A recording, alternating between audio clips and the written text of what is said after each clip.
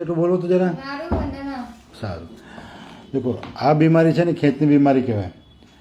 ખેંચની બીમારીની સારવારમાં 3 વર્ષ સુધી દવા લેવી પડે. જો 2 થી વધારે વખત ખેંચ આવી હોય તો ટૂંકા ગાળામાં આપણે જનરલી એવું કહેવામાં આવતું હોય કે જો મહિનામાં 2 વખતથી વધારે ખેંચ આવી ગઈ હોય અને જેમાં શારીરિક કારણો ન જવાબદાર હોય, જેમ કે તાવ જવાબદાર ન હોય, કોઈ વ્યસન જવાબદાર ન હોય, બરાબર, પછી પણ ખેંચ આવતી હોય તો એ સીધી મગજને નુકસાન થયું જેના કારણે ખેંચ આવે.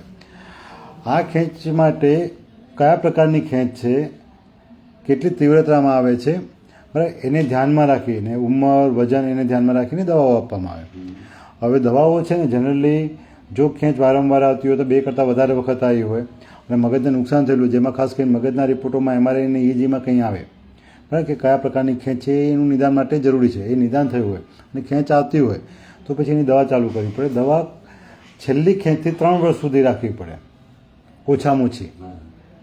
એ 3 વર્ષ સુધી તમે દવા રાખી હોય અને 3 વર્ષમાં જો ખેંચ કંટ્રોલમાં આવી ગઈ હોય તો ચોથા વર્ષે દવાઓ ધીરે ધીરે ઓછી થવા લાગે.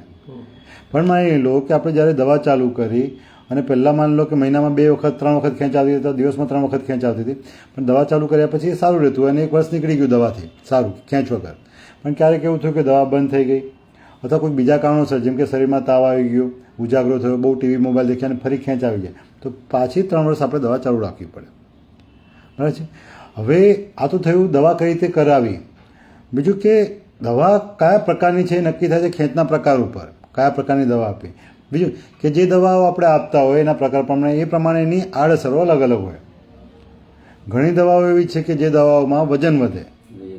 હા, ઘણી દવાઓ એવી છે કે જેમાં આપણે એવું કહી શકાય કે ઊંઘ વધારે આવે, એસિડિટી થાય, વાળ ખરવાનું ચાલુ થાય, ક્યારેક ચક્કર આવે.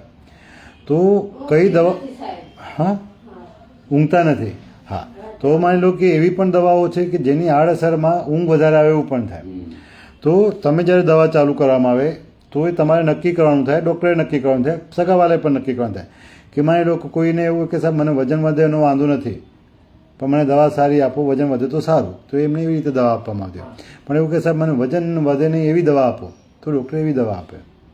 હવે તમે જ્યારે દવા કરાવી અને પછી તમે વજન વધે એવું કહીને તમે દવાઓ બંધ કરી દીધી ત્યાં, એ જગ્યા પર તમે એ ટાઈમે ડૉક્ટરને જાણ કરી હોત કે સર આ દવા ચાલુ છે એનાથી ખેંચ કદાચ કંટ્રોલમાં છે અથવા નથી, બીજું કંઈ કંટ્રોલમાં છે પણ એની દવાઓની આડઅસર આવે છે, વજન વધી ગયું છે, તો આનું શું કરે સાહેબ, દવા મહત્ત્વની છે એની જગ્યા પર બીજી બદલી શકાય, એ કહેવું પડે. હવે તમારાથી દવા બંધ થઈ ગઈ છે, હવે દવા બંધ થયા પછી આટલો સમય પાછો નીકળી ગયો એટલે ખેંચ તો વધી ગઈ હશે. હવે આ ખેંચ હમણાં કેટલા દિવસમાં કેટલી વખત આવે છે? દિવસમાં કદાચ આવી જાય, 2-3 વખત આવી જાય. 2-3 વખત આવી જાય એટલે જેટલી વખત ખેંચ આવે એટલું મગજને નુકસાન વધારે થાય. એટલે એમાં જોખમ વધતું જાય પાછું. આમાં જોખમ કેવું છે કે ક્યારેક ખેંચ આવે તો માની લો કે જીભ કપાઈ ગઈ, લોહી નીકળી ગયું તો એ જોખમ છે. ક્યારેક પડી ગયા અને મગજમાં વાગી ગયું તો જોખમ છે.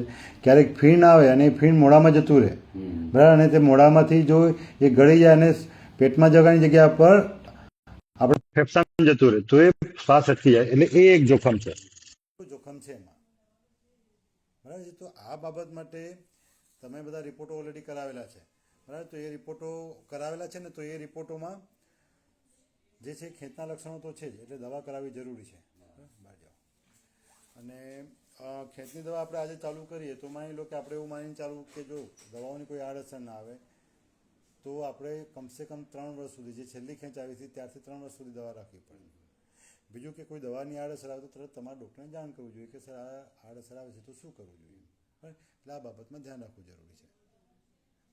બીજું કે જો માની લો કે નાનપણથી મેન્ટલ રિટાર્ડેશન એટલે કે મન બુદ્ધિની અસર હોય, મગજનો વિકાસ જ ઓછો થયો હોય પહેલેથી, તો એમાં પણ ખેંચ આવવાની શક્યતા વધી જાય. કેમ કે એ ટાઈમે મગજમાં જન્મ વખતે જ નુકસાન થયું હોય. અને ડિલિવરી વખતે કંઈ તકલીફ પડી હતી ત્યારે?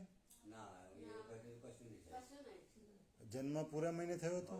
નોર્મલ ડિલિવરી હતી? હા.